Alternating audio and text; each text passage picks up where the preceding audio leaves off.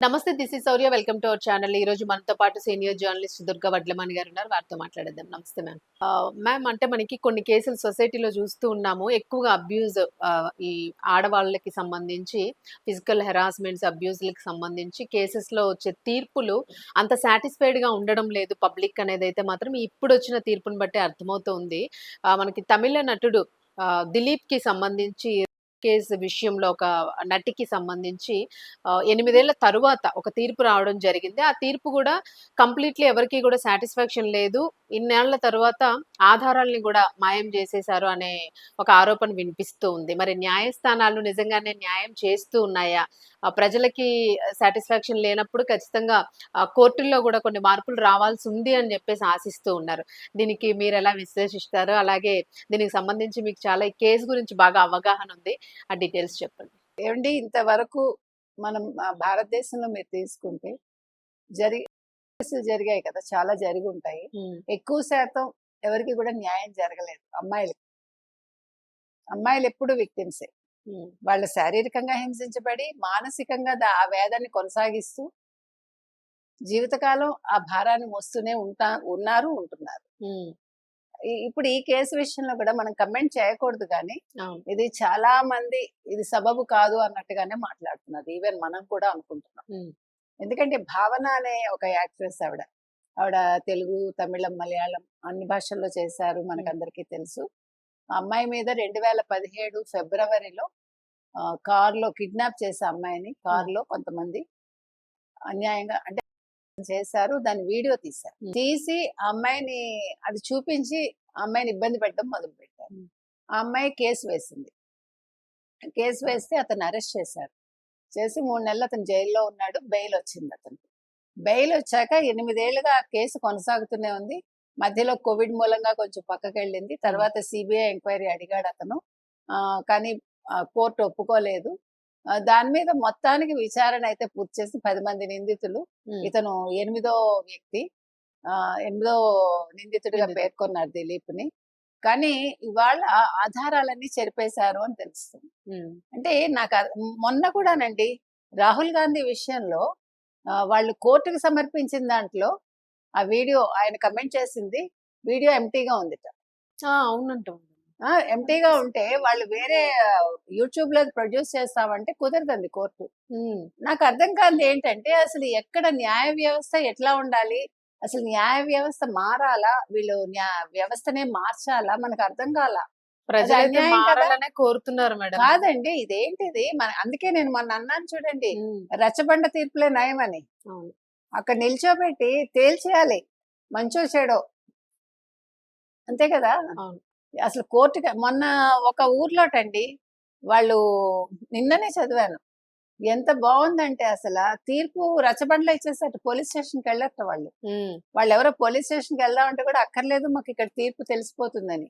అది ఎలా తెలుస్తుంది అంటే, మీరు ఎంత ఆశ్చర్యం అంటే, ఒక అతను పెళ్లిలో నగలు దొంగిలించాడు, నగల బ్యాగ్ దొంగిలిస్తే పెళ్లివారు నగలు పోయాయని చెప్తే పోలీస్ స్టేషన్కి వెళ్దాం అనుకున్నారు. అక్కర్లేదు, మాకు ఇక్కడ ఒక గుడి ఉంది, ఆ గుడికి వెళ్తే మీకు వాళ్లే వస్తారు, నేరస్తులే వచ్చి నిజం ఒప్పుకుంటారంటే వీళ్ళు ఆశ్చర్యపోయారట. ఆ తర్వాత గుడికి వెళ్ళాక ప్రార్థించాక అతను వచ్చి అవును నేను తప్పు చేశాను అని నగల బ్యాగ్ వెనక్కి ఇచ్చేసాడు. అసలు మనం నమ్ముతామా ఇది ఈ రోజుల్లో? లేదు. మరి ఇలాంటి చోటకి అలాంటి దొంగలు ఇలాంటి చేసిన వాళ్ళని తీసుకెళ్ళొచ్చుగా, తప్పే ఉంది. న్యాయం కదా మెయిన్. మేమందరం లై డిటెక్టర్ టెస్ట్ కి రెడీ అన్నారు కదా, వీళ్ళని కూడా అక్కడ తీసుకెళ్తే పోతుంది. నిజంగానండి చాలా ఇవాళ భావన కేసు అనేది చాలా బాధాకరం. అమ్మాయి చాలా ఇబ్బందులు పడింది. అతను వ్యక్తిగతంగా నష్టపోతే పోనివ్వండి, తప్పు చేసిన వాడు ఏమైతే ఏంటి, అతని కెరీర్ పోయింది, అతను కుటుంబ పరంగా ఇబ్బందులు పడ్డాడంటే తప్పు చేసిన వాడు పడాలి. అవును.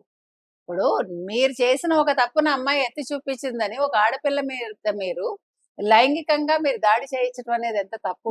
అది వేరే రకంగా పోనీ వర్క్ ప్లేస్ నేను అనేది అది. మీరు డైరెక్ట్ ఓరల్ గా మీరు అబ్యూస్ చేయొచ్చు, లేదు ఓరల్ గా మీరు తేల్చుకోవచ్చు, లేదు కేసు వేయండి, నీకు ఎట్లా తెలిసింది నువ్వు ఫైట్ చేయాలి. అది ఆ ఫైటింగ్ వేరు.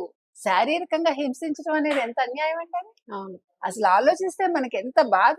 ఇప్పుడు ఆ భావన అనే ఆవిడ ఈ 8 సంవత్సరాల వేదన ప్లస్ ఓడిపోయిన ఈ వేదన ఇన్ని కలిపి అసలు ఎంత బాధ ఆలోచించండి మీరు ఒకసారి.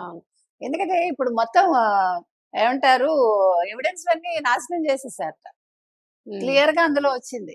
అంటే అన్ని మొత్తం రేప్ చేసిన ఆ వీడియోలు అంతా కూడా చేర్పేశారన్నమాట. ఉమ్. మరి కోర్టులు ఏం చేస్తున్నాయండి? మన కోర్టులు ప్రశ్నించకూడదు, ఒప్పుకుంటాను నేను. అదొకటి మరి ఉంది మళ్ళా మరి ఈ ఒక్క విషయంలో మాత్రం మనకి కోర్టులు చెప్పాలిగా. అవును, మనకి దాని మీద వివరాలు కావాలి కదా. ప్రశ్నించకూడదు అని అంటుంది మేడం. అసలు అంటే నిజంగా పూర్తిగా అన్యాయం ఇప్పుడు నిన్న జరిగిపోయినా కూడా చూడండి, నన్ను అడగడానికి అదేంటి హక్కు లేకుండా అదే కార్తీక దీపం విషయంలో ఉమ్, ఇప్పుడు ఆ, ఎవరు 100 మంది దగ్గర లాయర్ల దగ్గర సంతకాలు తీసుకున్న వాళ్ళు ఉమ్, సుప్రీం కోర్టుకి వెళ్తారట. మరి వాళ్ళు చేయొచ్చు ఆ పని? నాకు అర్థం కాల. ఇప్పుడు డిఎంకే సుప్రీం కోర్టుకి వెళ్ళింది, ఉమ్. వాళ్ళు అక్కడ దీపం పెట్టడానికి వీల్లేదని డిఎంకే కోరింది.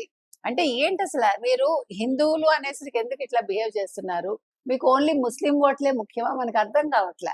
అంటే అదే. ఎక్కడ చూసినా న్యాయ వ్యవస్థ ఎందుకు ఇలా ఉంది? ఇప్పుడు మనలాంటి వాళ్ళు ఏం చేయాలి? సామాన్య మానవులు అంటే ఒక సగటు మనిషి అవును. దాని మీద మాట్లాడకూడదంటారు, మీరు తప్పులు చేస్తారు, తప్పుల్ని ఎత్తి చూపకూడదంటే ఎవరు చూపిస్తారు? ఇప్పుడు వర్మ కేసు ఏమైందండి ఇంతవరకు? మళ్ళీ ఏమైందో మనకు తెలియదు. తెలీదు. అంత డబ్బు పట్టుబడింది, నేను రానన్నాడు విచారణకి. ఎవరైనా ఏమైనా చేయగలిగారా?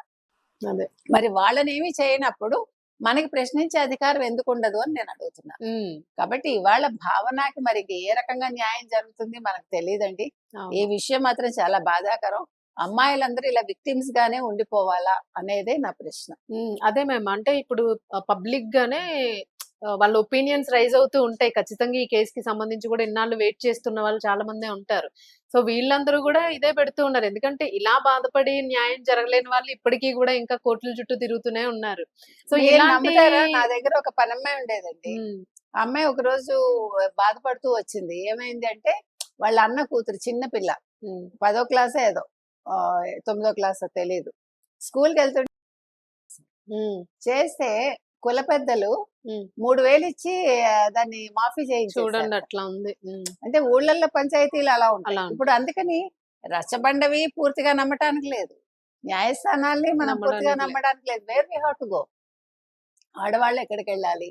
ఇదో పెద్ద ప్రశ్న అండి. అవును. ఇదసలు ఆ ప్రశ్న అంటే అసలు కంప్లీట్ చిక్కుముడి ఉంది. అదసలు చిక్కుముడే. వీడేటట్టుగా అనిపించడం మోదీ లేదు. గారు అమిత్ షా గారు లాంటి వాళ్ళు దీని మీద దృష్టి పెట్టాలని అయితే నేను మ్యామ్ చెప్తానండి. ఖచ్చితంగా తీసుకోవాలి. ఎందుకంటే ఇప్పుడు పెద్ద పెద్ద కేసెస్ ఇప్పుడు కాశీలో మసీదులకి సంబంధించి, బాబ్రీకి సంబంధించి ఇవన్నీ డీల్ చేశారు. పెద్ద పెద్ద ఆడవాళ్ళది ఇంకా కేసెస్ డీల్ ముఖ్యమండి. చేశారు. మహిళ ఎంత వీటన్నిటికంట ఇంపార్టెంట్. మతం కంటే మానవత్వం ముఖ్యం. మానవత్వం కంటే మహిళలు మహిళ ముఖ్యం అని ముఖ్యం. నేను అంటాను. అదే అంటున్నాను. వాళ్ళకి సింపుల్ ఇప్పుడు కొన్ని టెక్నిక్స్ మార్చగలిగితే ఖచ్చితంగా న్యాయం జరగాల్సిన అవసరం జరగాలి. అయితే ఉంటుంది. ఎందుకంటే యాహ్! చిన్న చిన్న పిల్లలకు కూడా అవునండి. జరగట్లేదు. అన్యాయం అసలు అది చెప్పలేను. నిజంగానే నేనైతే కొన్ని బాధాకరం. మాట్లాడలేనండి.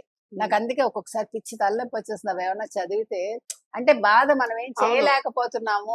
మన అవును. చేతుల్లో ఏమీ లేదు అనే వేదన మనకి హ్మ్. చాలా ఉంటుంది మానసికంగా. హ్మ్. చూడాలి మేడం. ఇంకేదైనా కేసెస్ ఉంటే ఖచ్చితంగా ఒకసారి గవర్నమెంట్ మాత్రం సెంట్రల్ నుంచి ఏదైనా మంచి ఒపీనియన్స్ వస్తే బావుంటుంది. దీనికి సంబంధించి కొన్ని మారిస్తే బావుంటుంది. Thank you.